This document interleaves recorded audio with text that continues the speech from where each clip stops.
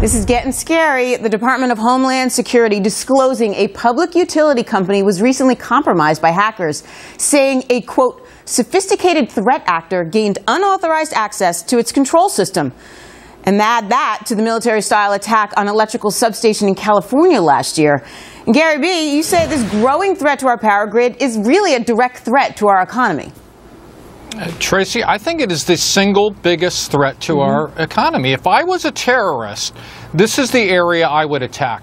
You know, for example, that plant in California that was attacked by terrorists with AK-47s, that took 4 weeks to repair. Now think about that on a big scale. Just remember back, I know you all, a lot of the New York panel went through Hurricane Sandy.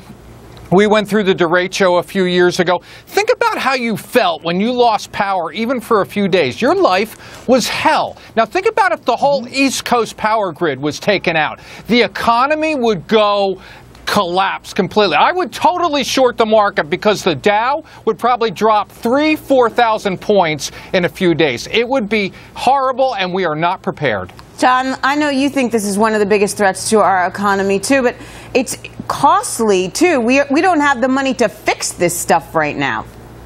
Yeah, and we can't find enough cyber technicians out there to hire to put on government payroll because we're not getting tech engineers and the number that we need in our country. Look what happened with Stuxnet and the flame virus that took out an Iranian nuclear reactor. It melted the Iranian nuclear reactor through cyber warfare.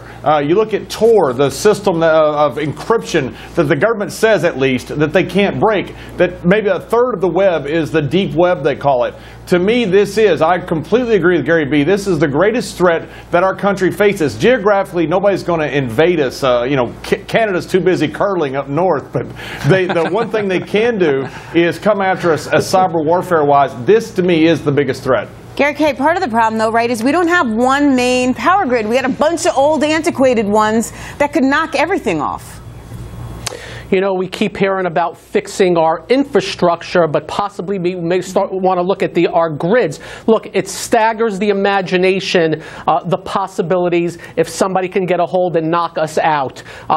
Financial system, you name it, it is all bad news. And Gary B. is right. The market would take a 5,000-point hit, which will doubly affect the economy. Let's hope we have fail-safes for the fail-safes for the fail-safes, but we're all not sure of that. David, why then does the administration care more about saving the turtles than the power grid? Because I feel like they're not paying a lot of attention to this.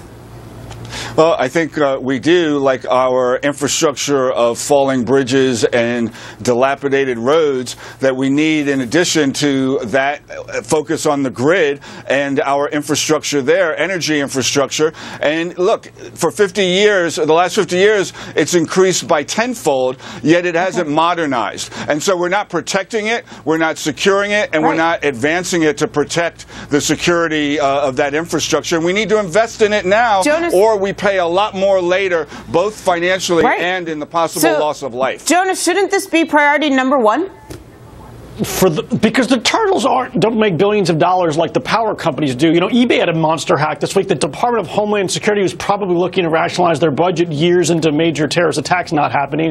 It doesn't have to come out and speak for eBay. These companies make money. They can pay for their own hack security and stop them from being hacked because they want to sell you power. They don't need the Department of Homeland Security moseying in on their private area.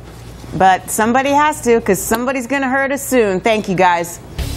And thanks to David for joining us, as always.